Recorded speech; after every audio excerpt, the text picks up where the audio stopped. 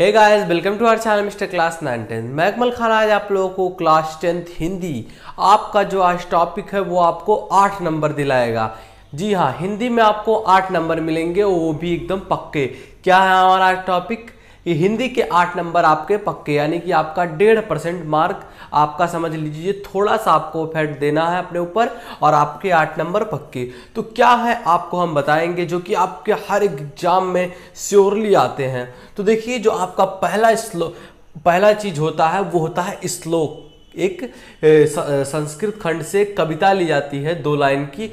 लिखा रहेगा कि संस्कृत खंड से कोई एक श्लोक लिखिए, कोई एक श्लोक 2 लाइन की लिखना है आपको। तो आप क्या लिखेंगे? आपके एग्जाम में एक दिया रहता है जो कि एक श्लोक आता है, आपको उसका व्याख्या करना होता है। तो उसमें लिखा रहेगा कि पुस्तिका से नहीं कॉपी करना है, यानी कि जो उसमें एक बार आया हुआ है उसको नहीं लिखना है। तो आपको 2 याद करने होंगे, इसलिए आपका जो एक रे चातक सावधान मनसा मित्रम श्रम श्रुतायम अम्बोधा भाव वसंती गगने सरोडपी नतिदिशा। तो ये आपका जो है ये बहुत ही कम केसेज में आता है, बहुत ही कम साल में आया है। तो मैं आपको सजेस्ट करना चाहूँगा कि आप ये वाला जो श्लोक है उसको याद करें। क्या? रे चातक सावधान मनसा मित्रम क्षणम श्रुतायाम अम्बोधा भावो वसंती गगने सरोडपी नतिदिशा।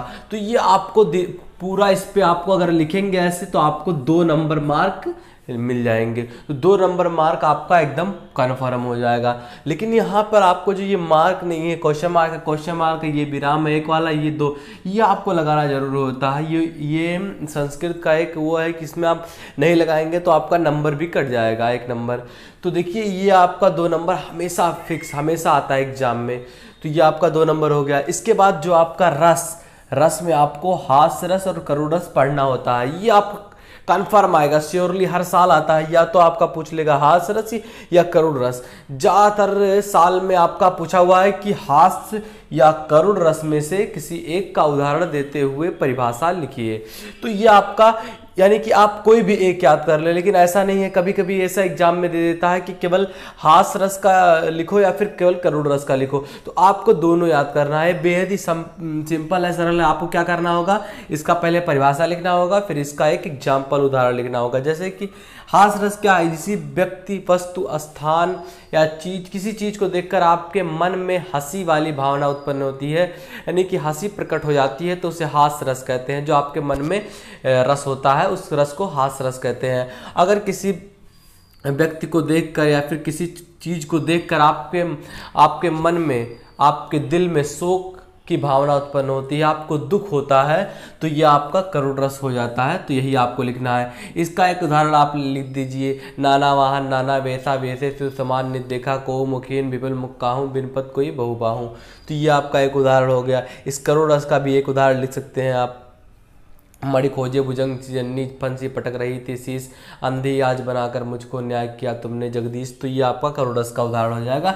इसमें आपको पूरे मिलेंगे 2 नंबर। देख लीजिए, यहाँ पर लिखा हुआ 2010, 11, 12, 13, 14, 15, 16, 17, 18, 19, 20 इतने सारे सनों में पूछा हुआ है। शायद आपको नहीं पता होगा कि बोर्ड एग्जाम जो होता है यूपी बोर्ड का, इसमें आपको एक ही मॉडल पेपर, एक ही क्वेश्चन पेपर नहीं बनता है कि पूरे एक ही क्वेश्चन पेपर बना पूरे यूपी में वही चल रहा है। नहीं, अलग अलग 6 पेपर बनते हैं आपके। 6 पेपर में से कोई ना कोई पेपर में तो आते हैं ऐसे क्वेश्चन, अलग अलग टाइप के क्वेश्चन हर एक पेपर में रहते हैं।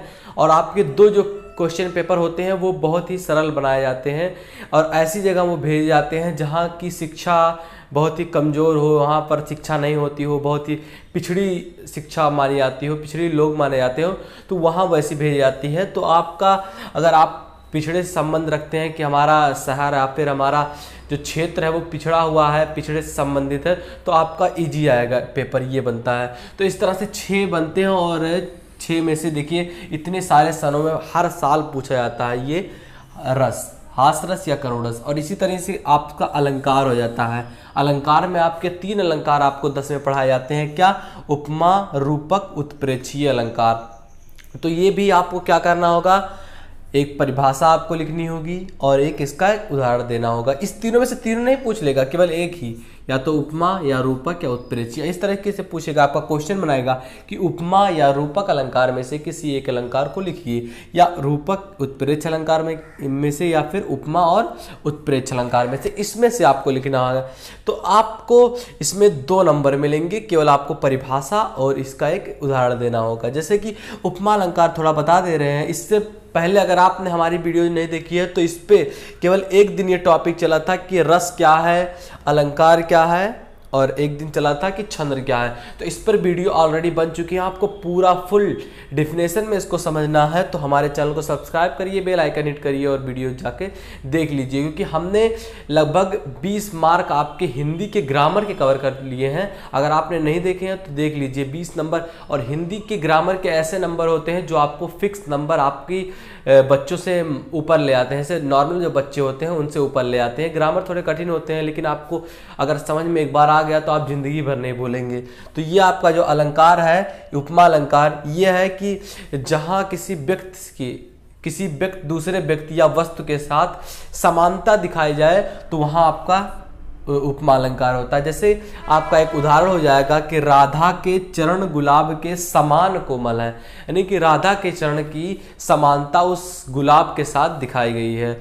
और यहाँ पर आपका रूपक अलंकार क्या होता है, जब उपमेय में उपमान का भेद रहित आरोप किया जाता है, यानी कि जैसे आपका क्या है, चरण कमल बंदो हरिराई। यहाँ श्री कृष्ण के चरण की जो चरण कमल बंदो हरिराई, यानी कि जो श्री कृष्ण के चरण हैं वो कमल के साथ जोड़कर उसकी कल्पना की गई है, यानी कि भेद रहित उसका आरोप किया गया है। तो यहाँ आपका रूपक अलंकार होता है। और उत्प्रेक्ष्य अलंकार में आपका क्या होता है कि जहाँ उपमेय में उपमान की संभावना व्यक्त की जाए, और इसमें आपका सबसे ज़्यादा समझने वाली बात होती है, इसमें मानो, जानो, जनहू, ये जब ये वाक्य आते हैं, ये वर्ड आते हैं तो आपका उत्प्रेक्ष्य अलंकार होता है। जैसे कि एक एग्जाम्पल आपका है, सोहत ओढ़े पीत पटु श्याम सलोने गात, मानो नील मणि शैल पर अपित परियो प्रभात। तो ये आपका उत्प्रेक्ष्य अलंकार, इसमें एक शब्द आया मानो, नील मणि शैल पर। तो ये जब मानो, जानो, जनहू, यानी कि संभावना वाली बात की जा रही है तो यहाँ आपका उत्प्रेक्ष्य अलंकार होता है। ये भी आपका देखिए कितने सारे सनों में पूछा गया, लगभग सभी सनों में पूछा गया, तो ये भी आपका 2 नंबर फिक्स। इसके बाद छंद आपका रोला सोरठा, ये तो आप जानते ही होंगे, ये थोड़ा डिफिकल्ट है। इसमें आपको मात्राएं लगानी होती है, लघु गुरु, जिसमें आपको मात्राओं का ही लगभग नंबर मिलता है पूरा। तो ये आपको लगाना हम सिखा चुके हैं इससे पहले वीडियोस में, अगर आपने नहीं देखी है तो चैनल को सब्सक्राइब करिए, वीडियोस देख लीजिए। अब देखिए छंद आपका रोला सोरठा, ये क्या थोड़ा बता दे रहे हैं आपको। रोला यह एक सममात्रिक छंद है, इसमें 8 चरण होते हैं, इसके प्रत्येक चरण में 11 और 13 मात्राओं से 24 मात्राओं पर विराम होता है, यानी कि 24 मात्राएं टोटल इसमें होती है। इसका एक उदाहरण है, क्या इसका उदाहरण लिखेंगे, उसके ऊपर आप मात्राएं लगाएंगे तो आपको पूरा नंबर मिलेगा। इसका एक एग्जाम्पल है कि इसका है, जीती जाती हुई जिन्होंने भारत बाजी, निज बल से बलमेट विधर्मी मुगल कुराजी, जिनके आगे ठार तके जंगी न जहाजी, है ये वही प्रसिद्ध छत्रपति भूप शिवाजी। तो ये आपका रोला का उदाहरण हो गया। अब देखिए सोरठा, ये क्या है, सोरठा एक अर्ध सममात्रिक छंद है, इसमें 4 चरण होते हैं। इसके प्रथम और तृतीय चरण में 11-11 मात्राएं और द्वितीय और चतुर्थ चरण में 13-13 मात्राएं होती हैं।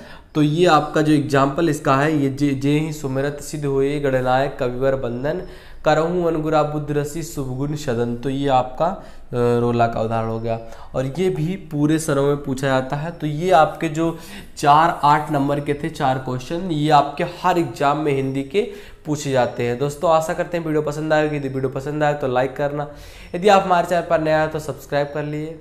मिलते हैं आपसे अगले वीडियो में, तब तक के लिए जय हिंद जय भारत।